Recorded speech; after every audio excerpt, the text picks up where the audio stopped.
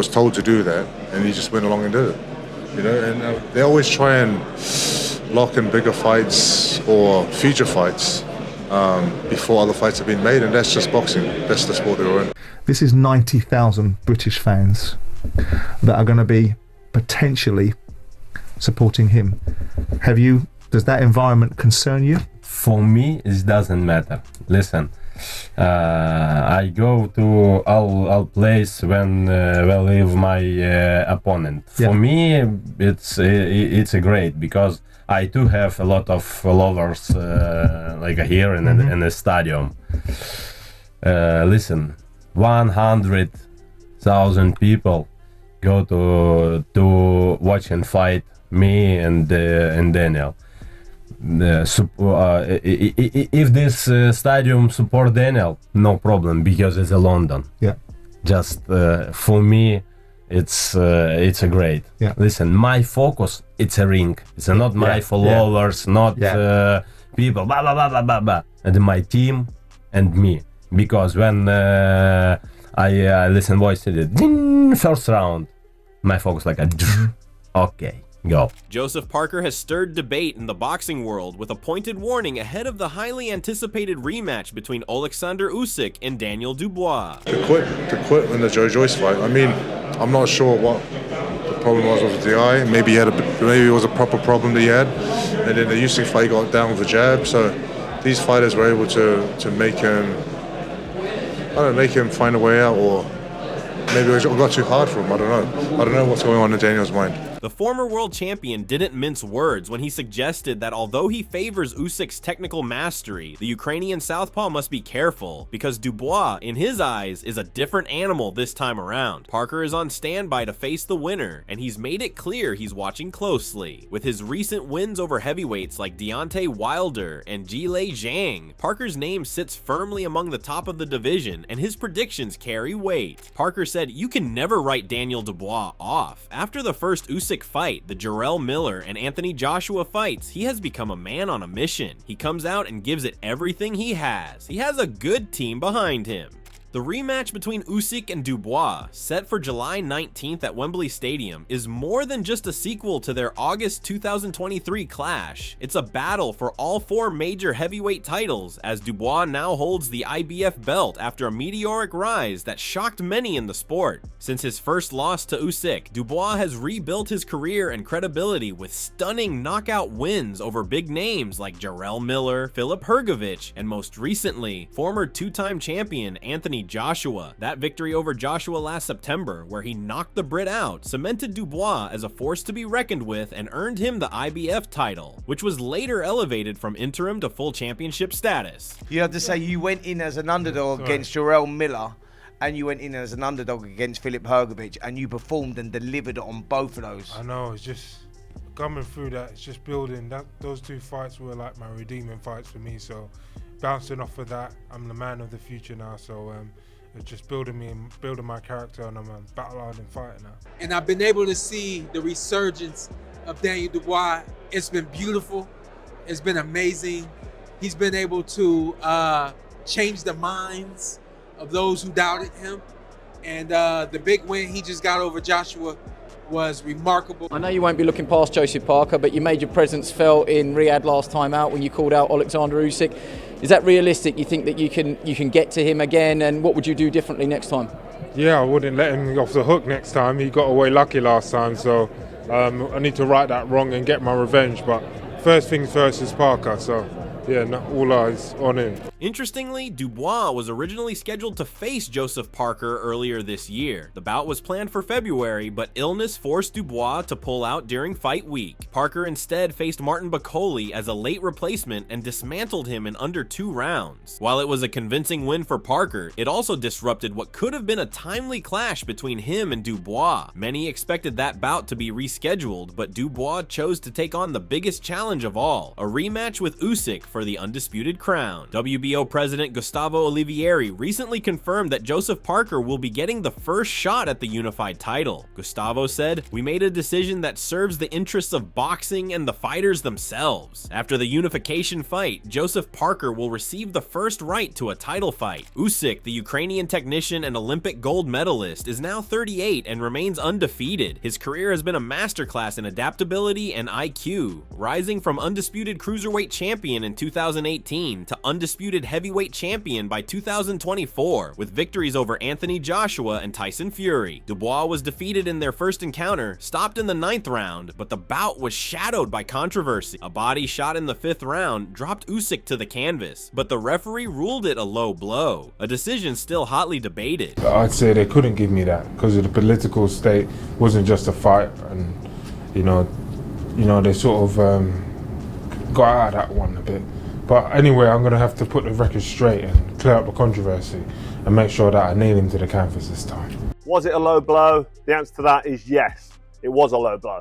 Under the Queensberry rules, if a punch lands on the belt or the box area, then it's considered a foul, an unintentional foul. If it's below the navel, then it's a low blow. It doesn't have to be directly in the gonads for it to be a low blow. It doesn't have to be direct full force impact straight in between the legs. And the punch landed on the belt line, and if you look at Usyk's belt line, you can see his belly button just sort of steering out the top of his belt line. You land a shot on here, this is a good shot, it's a body shot. The referee didn't do that. The bottom part of the glove was on the actual shorts on his scrotum area, really quite low, too low really. So it was a legitimate low blow. Had Usyk been told that's not a low blow and the referee would have started counting, you're not telling me Usyk would have stayed down. He would have got up, took his count and carried on. Parker acknowledged Dubois' growth since that fight and described him as a fighter reborn, full of purpose and danger. At the same time, he praised Usyk's experience and ability to dismantle opponents with technique and intelligence, but reiterated that Usyk cannot afford to overlook Dubois' power. That power, Parker stressed, is the key to Dubois' success and the one thing that could flip the script of their rematch. He further added, "Usyk is like a master who reads you, breaks you down, has good feints, footwork, and combinations. In the first fight, he was very dominant until he got caught with that low blow. In the second fight, Usyk will come with his usual confidence because of how he did in his first fight, but he must be wary of Dubois as he is a powerhouse." Not everyone agrees with Parker's nuanced take. Heavyweight contender Martin Bakoli, who was recently stopped by Parker himself, made a bold claim that he is the only fighter in the division capable of beating Usyk. Bakoli, who had previously built up momentum with knockout wins over the likes of Jared Anderson and Carlos Takam, believes his background training with southpaws gives him a unique edge. He argued that fighters like Joshua and Dubois don't know how to cut off the ring and handle Usyk's footwork, even though Bakoli struggled in his most recent outing, a majority draw with Ife Ajagba in Saudi Arabia, which many fans felt he lost. He remains confident in his ability to eventually challenge and beat Usyk. Because Usyk, nobody, I think, except me for right now, because he beat everyone. I don't know that the one to Wilders, I think is done. But Usyk is boxing man, a boxing brain, the boxing movement. I don't think no one will stop him right now, except Martin Bakoli. I know why I'm saying that, because I learned box from my brother with Saxpo. Not only learn from that, but I know how to stop and cross the ring. But Daniel Dubois does. I was respecting the Usyk to get beat by Gypsy King, but I was surprised, shocked he beat Gypsy King twice. And Joshua is good, it's a tough guy, but he doesn't know how to cross the ring. That's the reason why you see Usyk is schooling them. I think Daniel Dubois will never change. He'll just keep his style, but Usyk is more higher than him, and he's going to keep the same thing.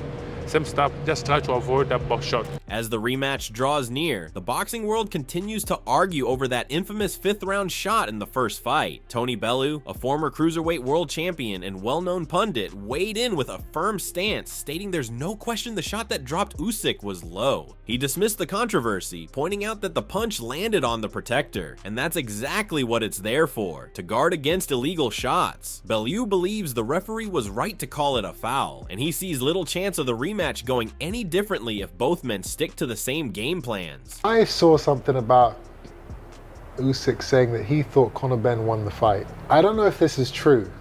I can't imagine that he watched that fight and thought that Conor Benn won, because it's just, I landed twice as many punches. But people are telling me it's true. If that's the truth,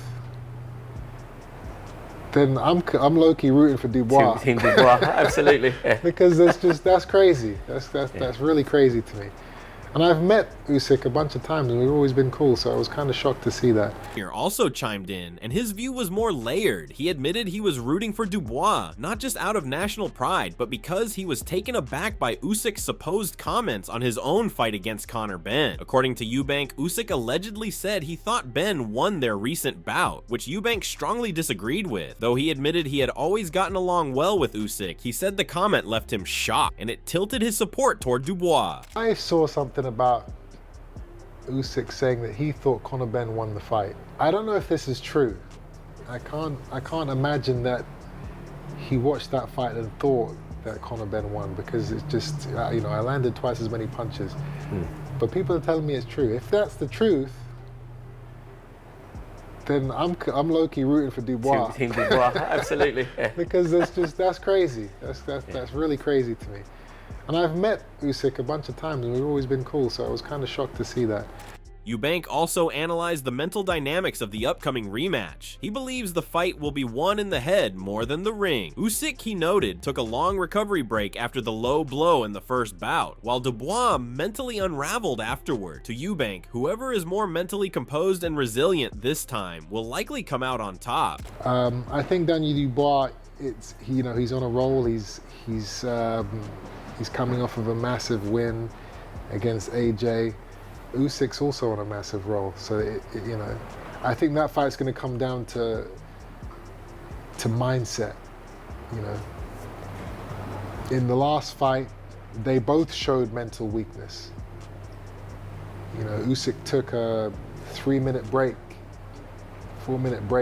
in that fight from a shot which some people say was low, some people say it wasn't, but he still took that break. And then Dubois kind of crumbled under the pressure after that.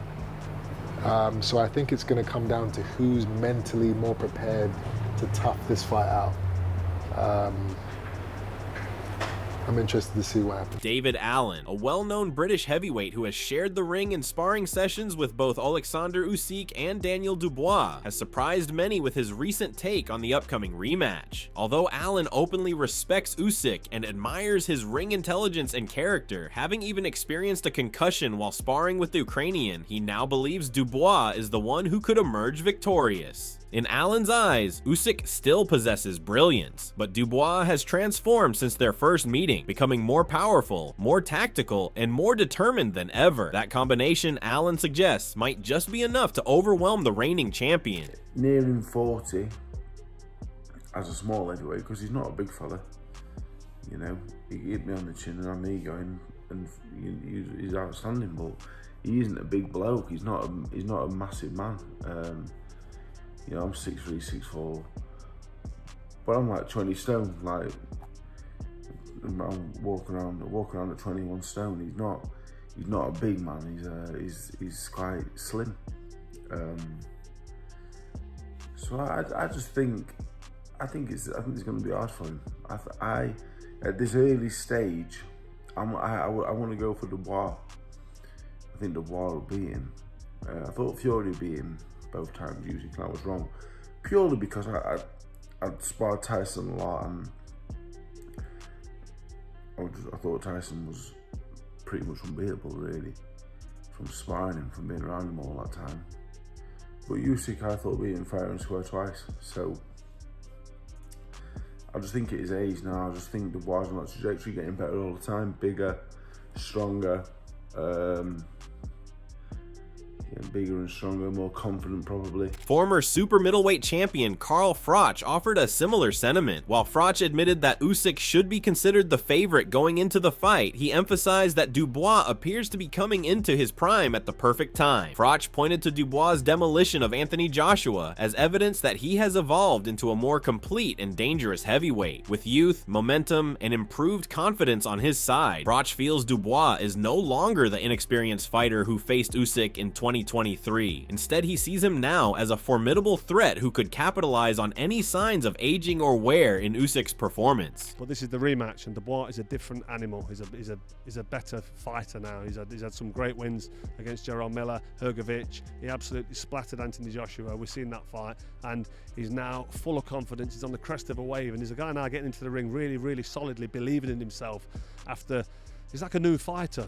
He's now IBF world champion. He's not beaten the champ to get the title. It's like he's getting a bit of stick from the boxing purists saying that he's an email champ. I'm not saying that, because when he beat Hrgovic, he was like the interim IBF champ, and then the title became vacated, and then he got elevated to bona fide champion before the Anthony Joshua fight. So that was AJ's chance to become a three-time heavyweight.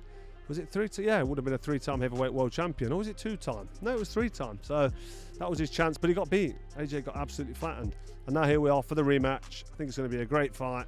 I just can't see anybody beating Usyk. Nothing against Daniel Dubois, but he's got a tougher job to do. Backing this belief, Dubois and his promoter Frank Warren have laid out a clear strategy focused on exploiting what they perceive to be Usyk's biggest vulnerability, his body. After analyzing footage of the Ukrainian's past fights, Warren is convinced that consistent shots to the midsection can break Usyk's rhythm and expose him defensively. The controversial body punch from their first bout, which was ruled a low blow, is now viewed by Dubois and his team as a glimpse of the kind of impact he can deliver when targeting the body effectively. Dubois has gone as far as to call that moment a divine strike, a punch from the gods, believing it showed what he is capable of when given the chance. Obviously, Oleksandr Usyk quite a different stylistic proposition than Anthony Joshua. It is, but they know each other. They've been in the ring together. They shared a ring together.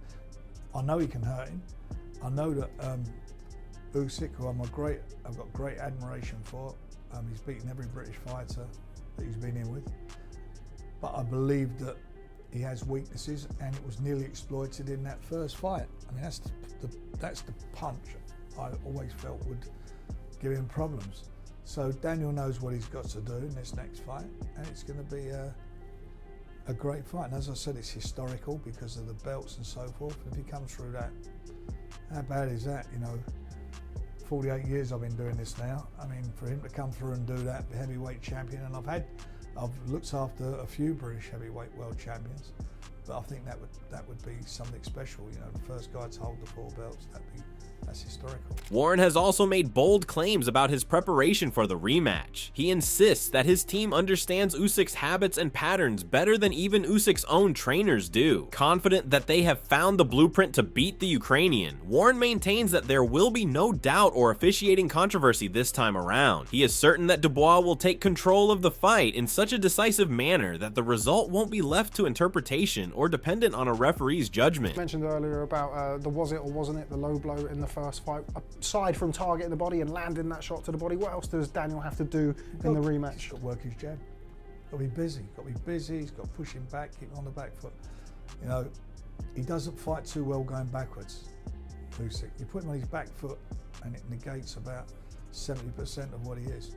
The July showdown has the ingredients of a classic: youth versus experience, power versus finesse, redemption versus legacy. Dubois, now just 27, has matured in the eyes of many since his initial loss to Usyk. His knockout victories over Miller, Hrgovic, and Joshua have shown improvement not just in strength, but in composure and timing. He has evolved from a prospect into a legitimate threat. Usyk, on the other hand, has been near flawless since moving to heavyweight, using ring IQ and unmatched movement to dominate bigger opponents. So what are your thoughts about this? Do let us know in the comment section below. If you enjoyed this video, make sure to subscribe and check out some of our other videos on the screen right now.